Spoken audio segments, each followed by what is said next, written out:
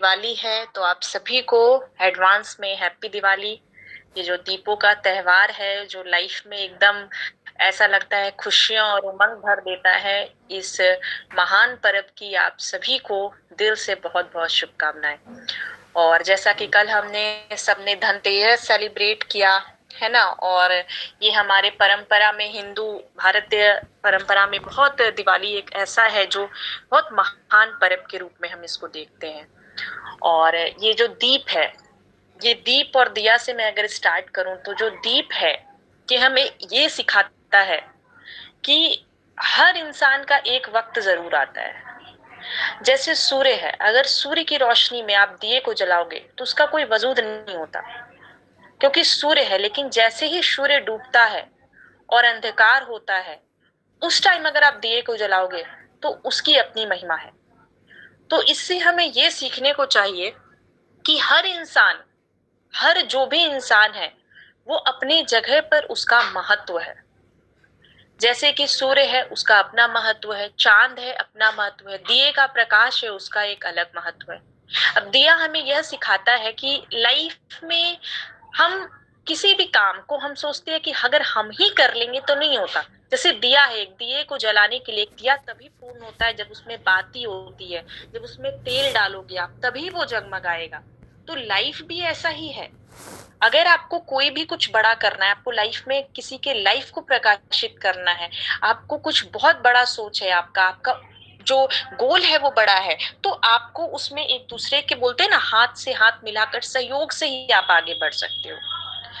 तो आइए, इसके बाद आप लोग सब भी जानते हो, आप लोग सब हिंदू समाज से जुड़े हो, तो आप लोग सभी को पता है कि जो दीपावली है वो राम जी के 14 वर्ष वनवास काटने के बाद जब वो अयोध्या लौटते हैं पुनर से, तब दिवाली उन्हीं के खुशी में पूरे अयोध्या को दुल्हन की तरह सजा दिया जाता है जगमग जगमग दीपों से।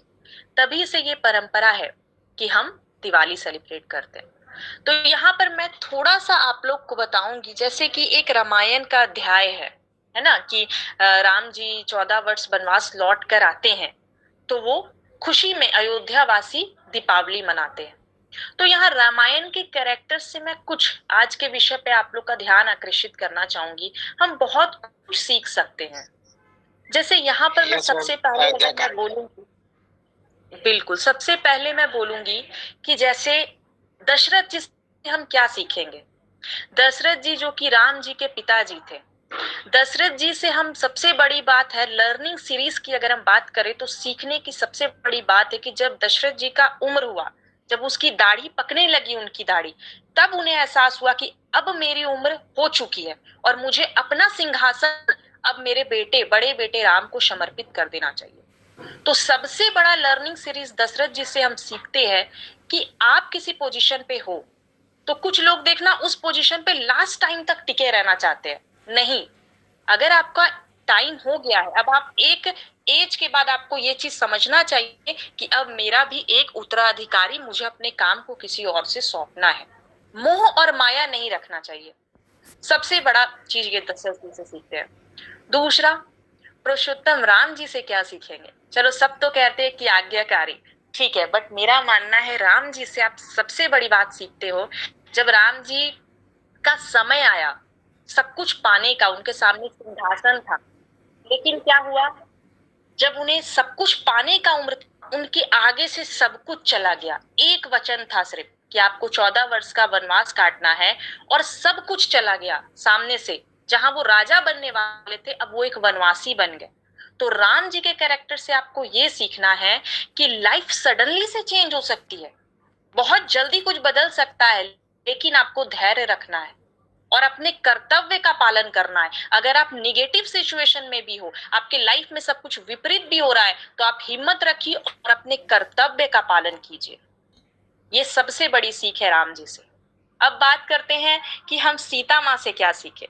तो सीता माँ से लर्निंग सीरीज में आप ये सीख सकते हो कि चाहे आपके परिवार, पति या फिर आपके परिवार जो भी है, अगर उनकी विपरीत परिस्थिति भी हो तो साथ कभी नहीं छोड़ना चाहिए।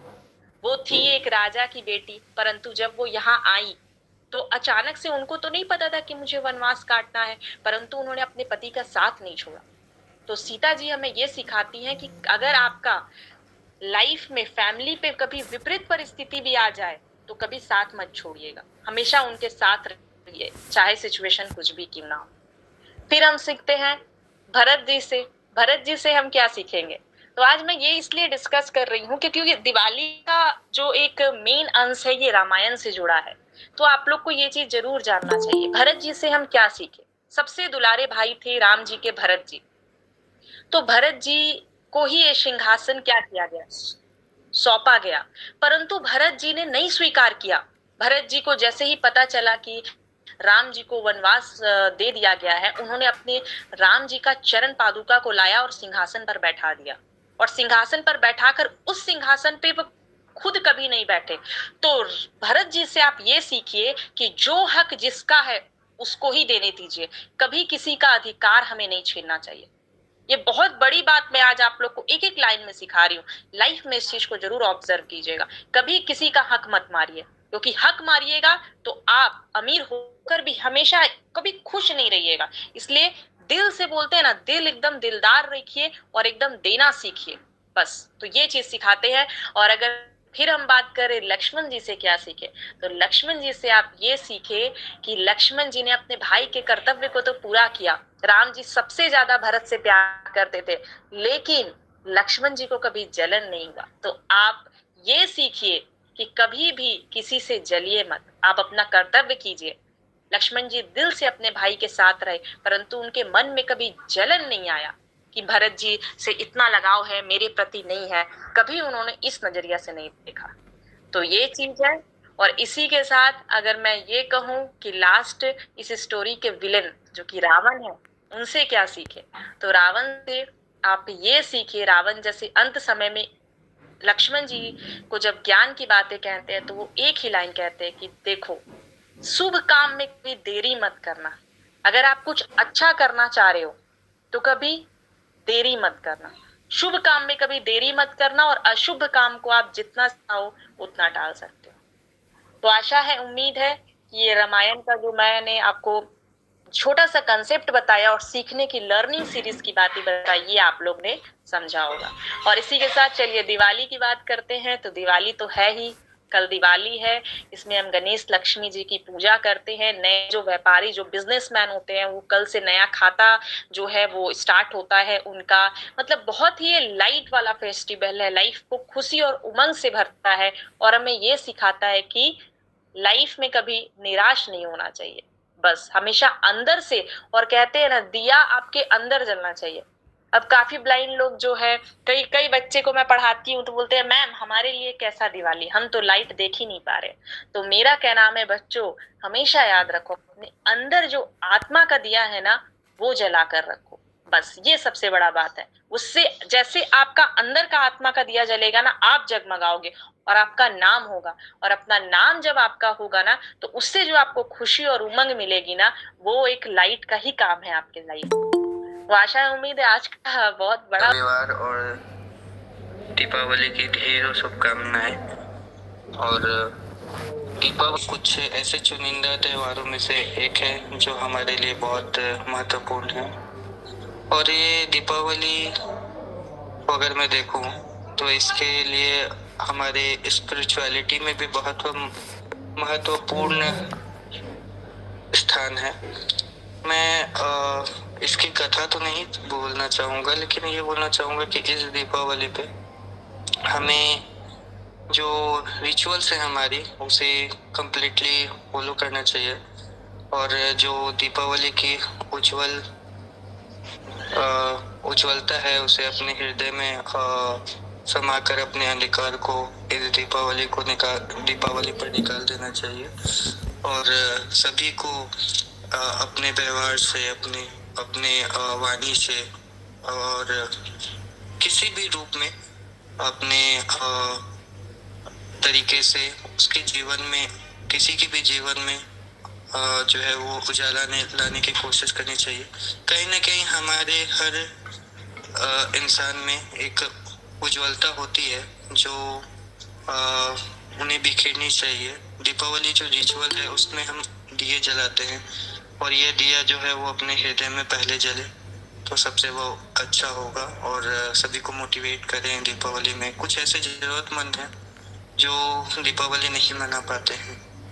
हो सकता है कि वो फाइनेंशियली कैपेबल नहीं हो और वैसे सक्षम नहीं हो। बहुत लोग देखे होंगे आपने जो स्ट्रीट्स पे या फिर ऐसे जगह पे जो कैपेबल नहीं होते त्यौहार मनाने के लिए। तो हम अपने फैमिली के साथ जो है वो दीपावली मनाते ही हैं।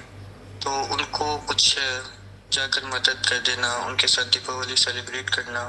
जानवरों को जो दीपावली में विशेषकर जो प्रॉब्लम होती है ना, तो दीपावली मनाए लेकिन जो पटाखे हैं वो जानवरों के सामने ना जलाए। जो वो रिएक्ट करते हैं उन्हें नहीं पता ना कि पटाखे क्या होगा ना। कुछ ऐसे बच्चे होते हैं जो विशेषकर दीपावली में जानवरों को परेशान करते हैं। उन्हें मना करें, मिठाइयाँ खाएं, एंजॉय करें। और हाँ, सबसे महत्वपूर्ण बात, अपने परमात्मा के ध्यान में उनसे पूजा करें और इस दीपावली को बहुत अच्छे से सेलिब्रेट करें। Thank you so much. तो आज हम दीपावली मनाने जा रहे हैं, तो सभी को दीपावली की हार्दिक शुभकामनाएं। तो मैं अपने विचार रखती हूँ। गुरु ब्रह्मा गुरु विष्णु गुरुदेवो महेश्वरा, गुरु ब्रह्मा गुरु विष्णु गुरुदेवो महेश्वरा, गुरु साक्षात परब्रह्म तस्मै श्री गुरुवे नमः। इन्हीं के साथ दीपावली की रात जगमगाती है, दीपावली की रात जगमगाती है। दीपों की सौगात हर घर में आती है, दीपों की सौगात हर घर में आती है। खुशियां भी लाती है, रोशनी हर घर में भर आती है। खुशियां लाती है, रोशनी हर घर में भर आती है। प्यार और खुशियों का त्योहार हमारे घर में खुशियां भर देती है। इन्हीं के साथ दीपावली के बारे में मैं शॉर्ट में बताना चाहूंगी। जैसे कि हमारा दीपावली का पर्व आता है तो हम बहुत खुश होते हैं, क्योंकि हमारे घर में लक्ष्मी माँ आती है और उनके साथ में पार्वती मैया, शारदा मैया और गणेश भगवान सभी आते हैं। तो और हम लोग अच्छी अच्छी मिठाइयाँ बनाते हैं और उनकी पूजा करते हैं, और हम न्यू ड्रेसेस भी खरीदते हैं और अच्छे अच्छे प्यारे प्यारे गिफ्ट्स भी खरीदते हैं, और जिसमें हम लोग पटाखे, फुलझड़ी, चकरिया, अनार, बहुत सारे चीज़ों का इस्तेमाल करते हैं और बहुत खुशी से मनाते हैं। और जैसा कि दीपावली हमारे लिए सभी लोग मनाते हैं और सब बहुत खुशी खुशी मतलब इतना खुश हो जाते हैं कि हाँ दीपावली आई है। तो जैसा कि गणेश भगवान लक्ष्मी माँ को फोन लगाते हैं, तो लक्ष्मी माँ से कहते हैं कि हेलो माँ, कैसी हो? तो माँ कहती है, मैं तो बढ़िया हूँ गणेशा, तुम कैसे हो? माँ, मैं तो बढ़िया हूँ। तो हमें धरती के ऊपर चलना है ना धन बरसाने के लिए। तो लक्ष्मी माँ कहती है, हाँ हाँ पुत्र, जरूर चलेंगे ना। तो फिर उसके बाद में गणेश भगवान कहते हैं, माँ, पार्वती मैया और शारदा मैया भी आएंगी ना? हाँ हाँ बेटा, जरूर आएंगी। तो फिर उसके बाद में कुछ टाइम होता है तो फिर डबल से गणेशा लक्ष्मी माँ को फोन लगाते हैं। तो लक्ष्मी माँ से कहते हैं, माँ क्या चल रहा है? हमें धरती के ऊपर जाना है, तैयारियां चल रही है या नहीं? हाँ हाँ पुत्र, मैं तो अभी साफ सफाई कर रही हूँ, क्योंकि हमें धरती लोक पर भी जाना है सभी के घर में। हाँ, मैंने लिस्ट तैयार कर ली है ना, मैं किसके घर में मतलब धन बरसाने के लिए जाना है, हमें धन लेकर जाना है, उन्हें खुशियां देना है और मिठाई भी तो देना है ना पुत्र। हाँ हाँ मैया, हम जरूर मिठाई भी देंगे। तो फिर उसके बाद में शारदा मैया भी गणेश जी से बात करती है। तो माँ, आप भी चलेंगे ना हमारे साथ? हाँ हाँ पुत्र, जरूर चलूंगी। तुमने पैकिंग कर ली? हाँ हाँ मैया, मैंने तो पैकिंग कर ली है। अब मैं कुछ ड्रेसेस लाने हैं, बस वही लाने के लिए जा रहा हूँ। तो मैया कहती है, हाँ हाँ पुत्र। तो माँ, आपके लिए क्या लाना है? तो देख लेना, तुम्हें तो पता है ना कि मेरे लिए क्या लाना ही होगा। तो पुत्र, आप तो समझदार हैं ही, तो आप तो ला ही सकते हैं। फिर रिद्धि और सिद्धि का फोन आता है, गणेशा हमें भूल जाओगे क्या अपनी माँ के बदले में? अरे ना ना, मैं तुम्हें कैसे भूल सकता हूँ, मैं अपनी माँ को भी नहीं भूल सकता और तुम्हें भी नहीं भूल सकता। तो माँ, गणेशा और उनके सभी साथी अपनी पैकिंग करते हैं, फिर वो धरती लोक पे आने के लिए, और बहुत खुशी से आते हैं।